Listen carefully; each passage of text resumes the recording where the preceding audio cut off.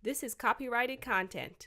Adapted copyrighted content by Auntie Karen, and Cousin Naomi. for educational purposes only. Welcome to the Growing Up Hebrew Media Corner.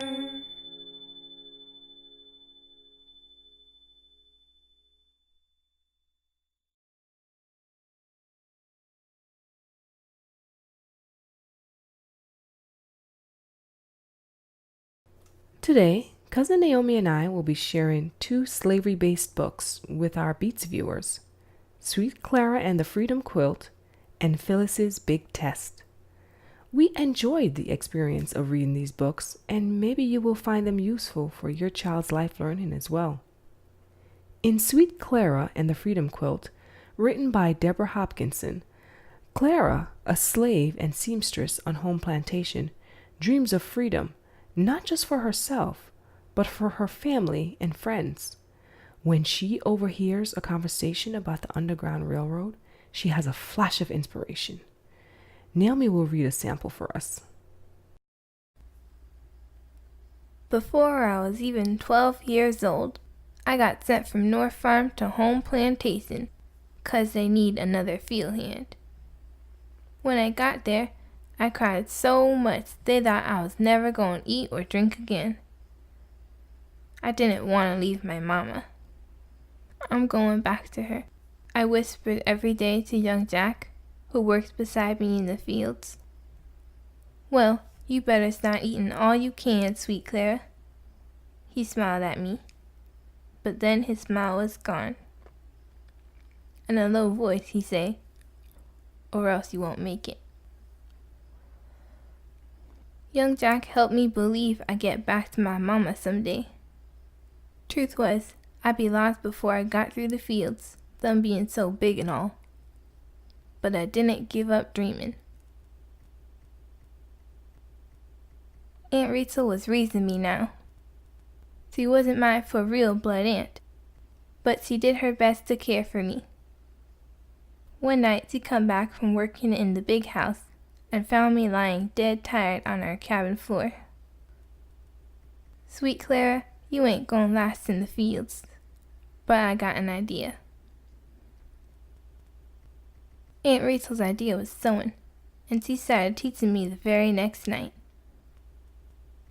It wasn't easy for me to learn, my hands already rough and clumsy from hoeing and weeding the fields. So Aunt Rachel took it real slow. She brought scraps of cloth from the big house and taught me about each one, how it was special and had to be treated in its own way. I liked to piece the scraps together to make pretty patterns of colors.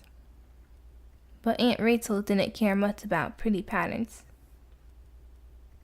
"Now you rip out that whole row and do it again, Clara," she said. "Why I got to make the stitches so tiny?" I complained. "You gonna be a real seamstress, that's why. Tomorrow you comin' with me to the big house. I got it all worked out," Aunt Rachel said one day. I was frightened. "You ready to sew with me?" she went on. "Mrs. daughter Ella be getting married come spring. I told Mrs. I be needin' help. She look at your work with soft eyes, Clara, so do it quick and neat like I taught you." Next morning, I tried to eat some cornbread, but my insides was all knotted up. I'd never been inside the big house before, or seen white people that close, except the overseer.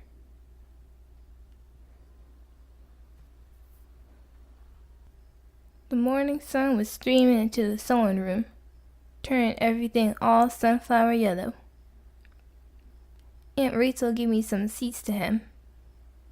Instead of being contrary, that needle did all I wanted, just like it was part of my hand. At the end of the day, Mrs. come in. "Let me see your work, Clara," she say. I gave her the seat, and she ran it through her hands real slow. I held my breath. Watson. From now on, come here, she said at last. When she left, Aunt Rachel and I looked at each other, about ready to burst. We done it, girl, she cried. In Phillis's Big Test, written by Catherine Clinton, we read that back in 1773, Phillis Wheatley published a book of poetry. It was considered a great accomplishment that made her very famous. Only a year before, Phillis had to take a test to prove that she was the actual author of these poems, because Phillis Wheatley was a slave. Naomi will read a sample for us as well. In 1773, Phillis Wheatley became the first African American to publish a book of poetry. When she went to London to meet with literary admirers, she became the most famous black person on both sides of the Atlantic. But in 1772, Wheatley's book almost didn't get published because printers in colonial Boston could not believe that an African-born enslaved girl wrote such wonderful verses all by herself. To prove the poems were her very own, the teenage poet consented to be cross-examined by 18 of the most learned and powerful men of Massachusetts. Phillis's Big Test. One crisp early autumn morning, Phillis Wheatley was crossing the Boston cobblestones with a sheaf of papers held tightly under her arm. When her master, John Wheatley, had offered her a ride to her examination, she said she would prefer to walk. She would make her own way to the public hall where the most important men of the Massachusetts Bay Colony would examine her and settle the question once and for all. Was she or was she not the author of her poems? She had spent recent evenings copying and recopying her poetry in her own neat handwriting. She knew each poem inside out. What kind of questions would they ask? Why should she have to defend her own verse?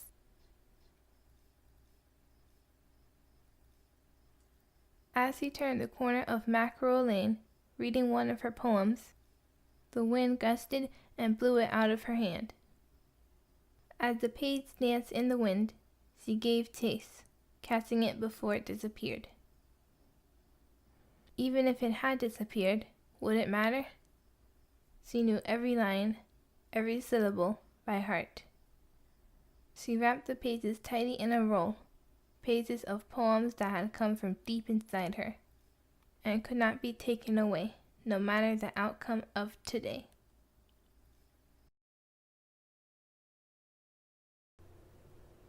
We hope you'll enjoy these two books as much as we did. Both books can be purchased by following the links found in the description. Please note, we are not affiliated with the publishers, authors, or illustrators, and receive no compensation for this video, so feel free to borrow at your local library. Shalom. Check out our resource links for more information. Until next time, Like share, and subscribe.